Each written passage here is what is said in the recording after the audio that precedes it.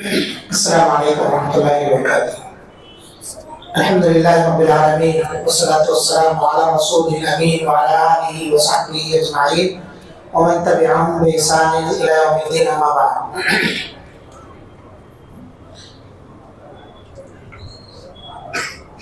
اعوذ باللہ من الشیطان الرجیم۔ واتل علیہم نبأ ابنی آدم بالحق إذ قربا قربانا فتقبل من أحدهما ولم يتقبل من الآخر قال لأقتلنك قال إنما يتقبل الله من المتقين۔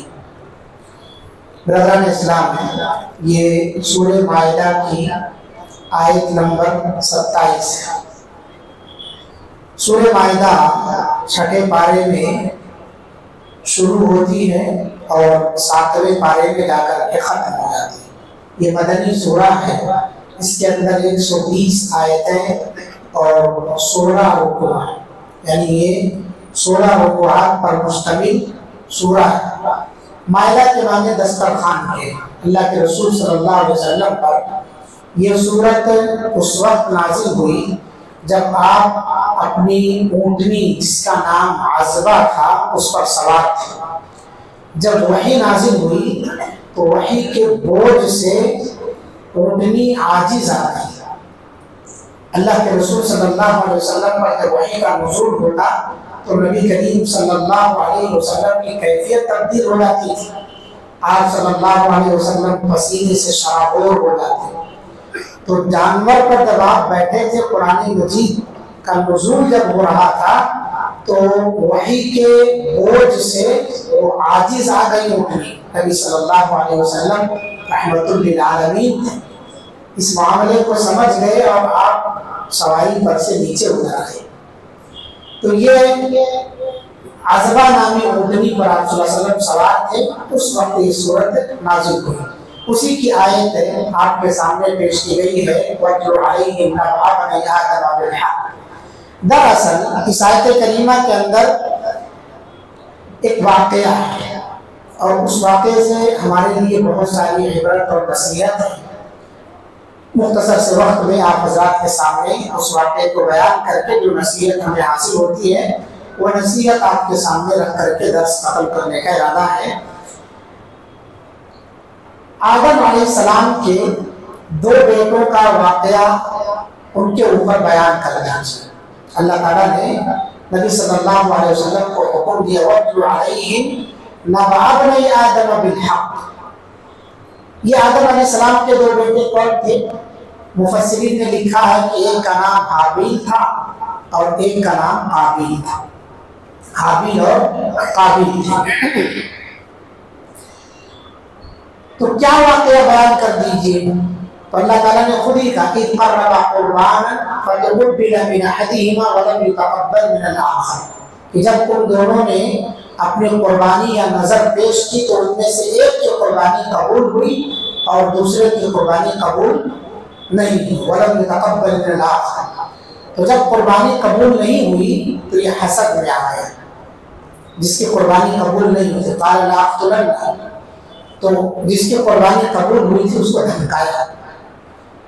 دھمکایا اور کہا کہ میں تجھے ضرور قتل کر دوں گا، یعنی بچ نہیں سکتا، تو مجھ سے مار دوں گا کہیں نہ کہیں تجھے۔ لَأَقْتُلَنَّكَ إِنَّمَا يَتَقَبَّلُ اللَّهُ مِنَ الْمُتَّقِينَ۔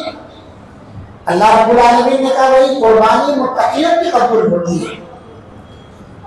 کیا وجہ ہے کہ ایک کی قربانی قبول ہوئی اور ایک کی قربانی قبول نہیں ہوئی، اور قربانی پیش کرنے کی نوبت اور ضرورت ہی کیوں آئی؟ وجہ کیا ہے؟ تو اس سلسلے میں کوئی بہت اتھینٹک واقعات نہیں ملتے ہیں، لیکن جو مشہور واقعہ ہے وہ یہی ہے کہ آدم علیہ السلام کو جو ان کی بیوی تھی حوا، ان کے ذریعے سے جڑواں بچے پیدا ہو گیا۔ تو مذکر مؤنث پھر مذکر مؤنث، میل فیمیل، ایک سال مذکر مؤنث، دوسرے سال پھر مذکر مؤنث۔ تو اس طرح جو بچے پیدا ہوتے تو ان کے اندر نکاح اور شادی بیاہ کا طریقہ اللہ تعالیٰ نے یہ رکھا تھا کہ 1 سال پہلے والے حمل میں جو بچی پیدا ہوئی ہے بعد والے حمل میں جو بچہ ہے اس کے ساتھ رشتہ طے ہوگا. یعنی 1 سال جو پیدا ہوئے لڑکا لڑکی وہ آپس میں نکاح نہیں کر سکتے. اس کے بعد والے سال میں جو لڑکا لڑکی پیدا ہوئے وہ آپس میں نکاح نہیں کر سکتے. کیسے نکاح کریں گے؟ 1 سال پہلے والی لڑکی 1 سال بعد والا لڑکا. تو یہاں معاملہ یہ پیش آیا کہ جو 2 بھائی تھے، ایک بھائی کے ساتھ جو بہن پیدا ہوئی وہ بڑی خوبصورت تھی، اور دوسرے بھائی کے ساتھ جو بہن پیدا ہوئی وہ کم خوبصورت تھی. تو جس بھائی کے ساتھ بہن پیدا ہوئی کم خوبصورت وہ حابیل ہے، اور جس بھائی کے ساتھ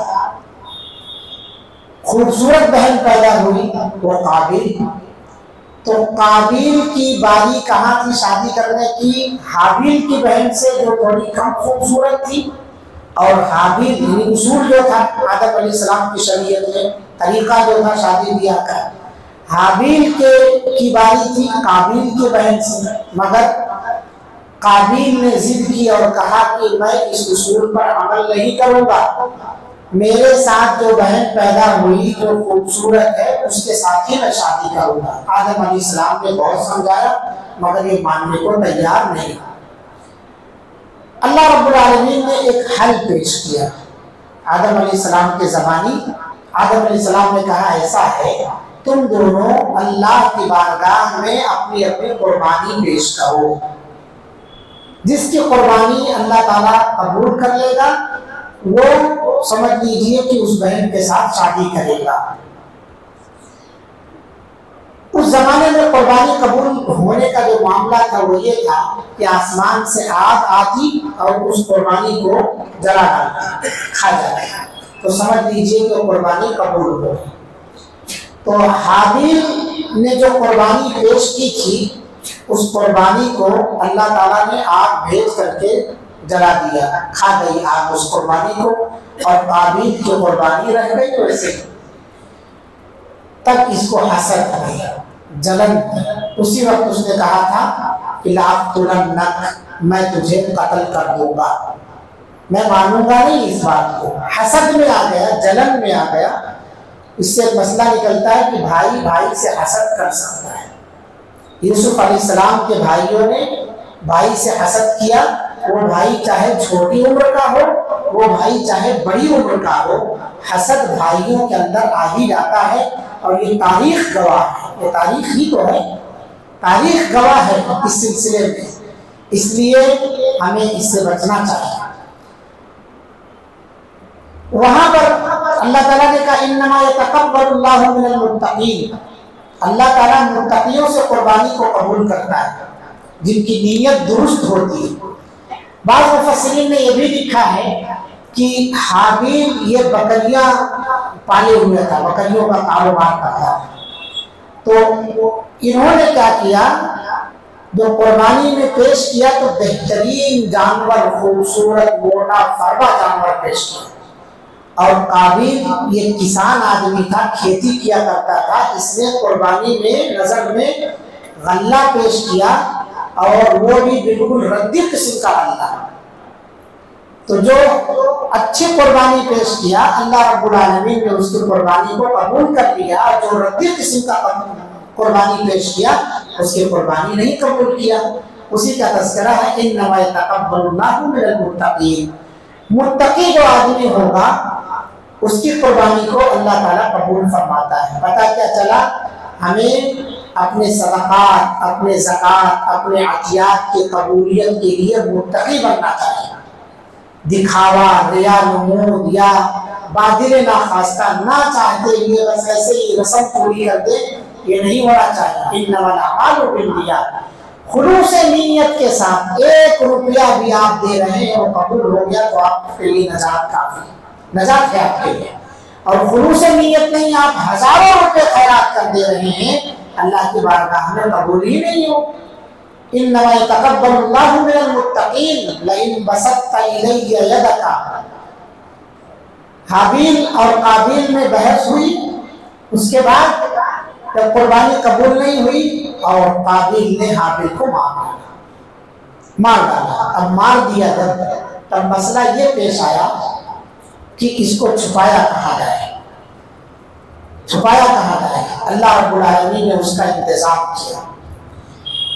ये वाकई से एक मसला ये भी निकल के आता है, नबी सल्लल्लाहु अलैहि वसल्लम की हदीस है कि इस दुनिया के अंदर जितना भी कत्ल है, जो भी नाहक कत्ल किया जाएगा, उस सब का खून कातिल के खून के साथ साथ काबिल पर भी पड़ेगा। यानी काबिल उसका जिम्मेदार है, क्योंकि हुआ अव्वलु मन सन्नल कत्ल, इसी ने कत्ल की सुन्नत को, तरीके को जारी किया है। इससे पहले आदम अलैहिस्सलाम के बेटों में कत्ल का सुरूर नहीं हुआ। पहला कातिल दुनिया का कौन है? काबिल है। और किसको कत्ल कर रहा है? मकतूल कौन है? भाई है। कत्ल होने वाला भाई है। लिहाजा भाई भाई का दुश्मन, वहां से तारीख आप जोड़िए, भाई भाई का दुश्मन। इसीलिए किसी ने कहा है, खुले दुश्मन तो सीने पर हमेशा वार करते हैं, लगा है पीठ पर खंजर कोई अपना रहा होगा। तो अपने लोग पीठ पीछे वार करते हैं, किधर से जड़ काट दे, कहां से इसका नुकसान करा दे, कहां से इसका तबाह कर दे। ये चीजें होती हैं। ये दुश्मनियां नहीं होनी चाहिए। ये मोमिनों की पहचान, मुत्तकियों की पहचान नहीं। अल्लाह ताला ने कहा जो मुत्तकी था उसकी कुर्बानी कबूल की गई। इसका मतलब काबिल मुत्तकी नहीं था, क्योंकि वो कातिल है। वो मुत्तकी कैसे हो सकता है? तो मुत्तकी की सिफत ये है कि आपस में एक दूसरे के साथ मोहब्बत किया जाए। तो जो भी कत्ल दुनिया के अंदर होगा, सारे कत्ल की सजा जिस कातिल को मिल गई, साथ ही साथ जिसने कत्ल की शुरुआत की है उसे भी उसका गुनाह मिलेगा, वो बात उसके ऊपर भी आएगा। इसलिए हमें अपने हाथ को इसमें मुलव्विस नहीं करना चाहिए। दूसरी बात जो है, लाश छुपाने वाली, अल्लाह रब्बुल आलमीन ने एक कौवा भेजा। अरबी में कौवे को गुराब कहा जाता है। फबअसल्लाहु गुराबन यबहथु फिल अर्द। वो उसके खानदान में, उसकी नस्ल में से कौवा मर गया, तो उसको दफन करने के लिए कौवा अपनी चोंच से मिट्टी खोद करके गड्ढे में डाला और उसके बाद ऊपर से दफन कर दिया। तो काबिल अश कर रहा है कि मैं इतना गया गुजरा हूँ, मैं इतना गया गुजरा हूँ। फबअसल्लाहु गुराबन यबहथु फिल अर्द लियुवारी कैफा सौअत अखी, कि अपने भाई के लाश को कैसे छुपाया जाए। अल्लाह ताला ने कौवे को भेज करके कौवे को दफन कराया। वहां से मुर्दे दफन करने का तरीका मालूम हुआ। मुर्दे दफन करने का तरीका मालूम हुआ, कैसे मुर्दों को दफनाया जाए, मिट्टी के नीचे छुपाना चाहिए। तो हजरत आदम अलैहिस्सलाम के बेटों ने आपस में एक दूसरे को मारा, कत्ल किया। और अल्लाह के रसूल सल्लल्लाहु अलैहि वसल्लम की हदीस, अल कातिल वल मक़तूल किलाहुमा फिन्नार, कातिल और मक़तूल दोनों जहन्नमी हैं। तो सहाबा परेशान हुए कि अल्लाह के रसूल, कत्ल करने वाला इसकी बात तो समझ में आती है, लेकिन मक़तूल ने क्या गलती की थी? तो अल्लाह के रसूल सल्लल्लाहु अलैहि वसल्लम ने कहा कि मक़तूल भी तो लड़ने आया, वो अगर मौका पाता तो वो मार देता जो कत्ल हुआ है, लेकिन मौका नहीं मिला, उसे कमजोर पड़ गया, इसलिए कातिल जो मजबूत था उसने मार दिया। तो अगर मामला दोनों तरफ से है तो दोनों जहन्नमी, कत्ल होने वाला भी और कत्ल करने वाला भी। इसीलिए अल्लाह रब्बुल आलमीन ने कुरान मजीद में इसके बाद कहा, मिन अजली दालिक, इन्हीं कत्लों की वजह से अल्लाह रब्बुल आलमीन ने कतबना अला बनी इसराईल, हमने बनी इसराइल पर फर्ज करार दे दिया है, अन्नहु मन कतला नफ्सन बिगैरि नफ्सिन औ फसादिन फिल अर्द फकअन्नमा कतला अन्नास जमीआ, कि जो आदमी भी किसी को भी नाहक कत्ल करेगा या जमीन में फितना और फसाद बर्पा करेगा, तो समझ लीजिए कि एक आदमी का कत्ल पूरी इंसानियत का कत्ल है। फकअन्नमा कतला अन्नास जमीआ, ये इस्लाम कत्ल की मजम्मत बयान कर रहा है। आज जो लोग इस्लाम को बड़ी आसानी से कह देते हैं कि ये टेररिज्म का मजहब है, दहशतगर्दी का मजहब है, दहशतगर्दी सिखाता है। मेरे भाइयों, जो धर्म किसी एक के नाहक कत्ल करने को पूरी इंसानियत का कत्ल शुमार कर रहा हो, वो टेररिस्ट या टेररिज्म की तालीम कैसे दे सकता है? ایک قتل یعنی کتنا بڑا گناہ ہے اسلام کے اندر کسی ایک کا قتل. اور جو یہ نعرہ دے رہے ہیں اسلام کو بدنام کرنے والا کہ اسلام دہشت گردی کا مذہب ہے، ان کے مذہب میں جا کر کے دیکھیے کتنے قاتل گھوم رہے ہیں، کس طرح سے لوگ ننگی تلوار لیے بندوق لیے ٹرینوں کے اندر بھیڑ بھاڑ کے اندر مارتے پھر رہے ہیں. انہیں کوئی دہشت گرد، یہ پکے دیش بھکت ہیں، یہ لوگ دیش بھکت ہیں. اور جو آدمی خاموشی کے ساتھ کبھی ہتھیار اٹھانے کو تیار نہ ہو، جس کے دھرم میں یہ ہو کہ کوئی آدمی اس کو لوہے کا ہتھیار دکھا دے تو کبیرہ گناہ ہے، کسی دھاردار چیز سے کسی انسان کی طرف اشارہ کرے ڈرائے اس کو تو کبیرہ گناہ شمار کیا جائے، پاپ سمجھا جائے، اس دھرم کو دہشت گرد کہا جائے. اور جن کے یہاں پورا یووا واہنی گھوم رہی ہو تلوار لے کے برچھیاں اور بھالے لے کر کے، وہ مکے دیش بھکت ہے. اللہ تعالیٰ بیان فرماتا ہے کہ اسلام کا قانون ہے کہ اگر کسی ایک کو ناحق قتل کیا گیا تو پوری انسانیت کا قاتل شمار کیا جا رہا ہے ایک آدمی کے قتل. کیوں ایسا؟ کیونکہ وہ آدمی اگر زندہ رہتا تو اس کی اولاد ہوتی، اس کے اولاد کی اولاد ہوتی، اس طرح اس کی نسل پھیلتی، اس کے ذریعے سے کئی نسلیں پنپتی. اس کو مار دیا گیا وقت سے پہلے تو پھر ظاہر سی بات ہے کئی نسلوں کو قتل کیا ہے اس نے. اس لیے اللہ نے کہا فَكَأَنَّمَا قَتَلَ النَّاسَ جَمِيعًا. اور قتل ہی نہیں، فتنہ و فساد کی بھی اس میں مذمت ہے کہ کوئی فسادی نہ بنے، کیونکہ اللہ تعالیٰ فسادیوں کو پسند نہیں کرتا ہے. اور اکثر آپ دیکھیں گے معاشرے کے اندر جو فسادی ہے نا اپنے آپ کو مصلح کہلواتے ہیں کہ ہم تو اصلاح کی نیت کر رہے تھے، ہم لوگوں کے اندر صلح کرانا چاہتے ہیں. وہ پکا فسادی ہے، پکا فسادی ہے جو کہتا ہے. یہی منافقین کہتے تھے کہ ہم تو صلح کی نیت سے جا رہے ہیں، حالانکہ وہ فساد کی نیت سے بیٹھتے تھے. اگر صلح کی نیت سے بیٹھتے تو مزید فساد بڑھتا نہیں، جبھی کا مسئلہ ختم ہو گیا ہوتا. اس لیے ہم تمام کو چاہیے کہ کسی کے معاملے میں بغیر تحقیق کے بغیر جانے ہوئے منہ نہ ڈالیں، اپنے آپ کو بچائیں. تو حابیل اور قابیل کے واقعے سے جو باتیں معلوم ہوتی ہیں وہ یہ ہے کہ اللہ رب العالمین کی بارگاہ میں جو صدقہ و خیرات ہم دیتے ہیں اچھی چیز دیا کریں. دوسرا خلوص نیت کے ساتھ دیا کرے تبھی وہ قبول ہوگا. تیسری بات جو معلوم ہوتی ہے وہ یہ ہے کہ بھائی بھائی سے حسد کر سکتا ہے، وہ بچہ ہو بھائی چاہے چھوٹی عمر کا ہو یا بڑی عمر کا ہو. اور چوتھا مسئلہ یہ معلوم ہوتا ہے کہ قتل کی ایجاد سب سے پہلے آدم علیہ السلام کے بیٹوں نے قابیل نے کیا ہے، لہذا قابیل پر جتنے بھی دنیا میں قتل ہوں گے قیامت تک سب کا وبال اس کے اوپر جائے گا. اسی سے دوسرا مسئلہ ریلیٹڈ ہم نکال لے سکتے ہیں کہ جو آدمی بھی کوئی بھی بری چیز دنیا کے اندر ایجاد کرتا ہے، لوگ اس برائی پر جب تک عمل کرتے رہیں گے اس برائی کا وبال اس کے سر جاتا رہے گا. اس لیے برائی کے ایجاد کرنے اور برائی میں پڑھنے، برائیوں کو شیئر کرنے سے بچیے. برے آئیڈیے بہت لوگ دیتے ہیں، برا طریقہ دوستوں کو بہت سکھاتے ہیں، خیر کا طریقہ سکھانے میں پیسہ مانگتے ہیں، خیر کا طریقہ سکھانے میں لوگوں سے مال اینٹھتے ہیں، لیکن بری باتیں چپکے چپکے بتا دیتے ہیں، شیئر کر دیتے ہیں دوسرے کو. اس کا وبال آپ پر جائے گا، آپ کے بعد جتنے لوگوں کو بھی بتایا جائے گا. اس لیے اس سے بچیے، محتاط رہیے. اسی طرح سے ایک مسئلہ یہ بھی معلوم ہوتا ہے کہ مردوں کو کیسے دفن کرنا چاہیے، کہاں سے سیکھا گیا ہے، کہاں سے سیکھا گیا ہے. اور آخری بات جو ہے وہ یہ ہے کہ کسی ایک آدمی کا ناحق قتل پوری انسانیت کا قتل ہے، یہ اسلام کا قانون ہے. لہذا قتل و غارت گری سے ہم اپنے آپ کو بچائیں. قیامت کی علامتوں میں سے ایک علامت یہ ہے کہ خون مسلم ہی نہیں، انسان کے خون کو لوگ سستا سمجھ لیں گے، بات بات پر قتل کر دیں گے. اور آج یہی ہو رہا ہے، چھوٹی چھوٹی بات پر فوراً سامنے والے کو گولی مار دی جا رہی ہے، قتل کر دیا جا رہا ہے. انسانی جان کو محترم نہیں سمجھا جاتا ہے.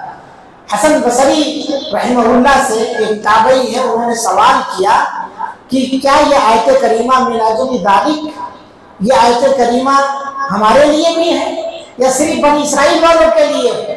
تو حسن بصری رحمۃ اللہ علیہ نے کہا کہ امت محمدیہ کا خون بنی اسرائیل کے خون سے کیا سستا ہے؟ امت محمدیہ کا خون بنی اسرائیل کے خون سے زیادہ محترم ہے. کیونکہ امت محمدیہ بنی اسرائیل کی امت سے زیادہ محترم ہے، اس وجہ سے ان کا خون بھی بہت زیادہ محترم ہو جائے گا۔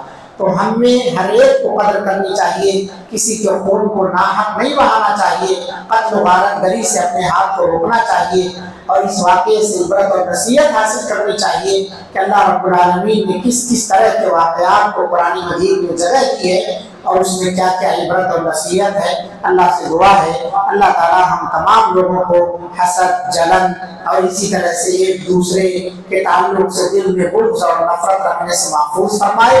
جو بھی ہم صدقہ و خیرات کریں خلوص نیت کے ساتھ صدقہ خیرات کرنے کی توفیق عطا فرما، بدنیتی سے اللہ ہم سب کی حفاظت فرما۔ بھائیوں کے درمیان جو حسد کی وبا پھیلی ہے اللہ رب العالمین اپنے فضل و کرم سے تو اسے دور فرما، دلوں کو جوڑ دے، دلوں کو صاف کر دے۔ اللہ تعالی ہم تمام لوگوں کی دعاؤں کو قبول فرما۔ ربنا تقبل منا انك انت السميع العليم وتب علينا انك انت التواب الرحيم واخر دعوانا الحمد لله رب العالمين والسلام عليكم ورحمه الله وبركاته۔ سبحانك اللهم وبحمدك اشهد ان لا اله الا انت استغفرك واتوب اليك۔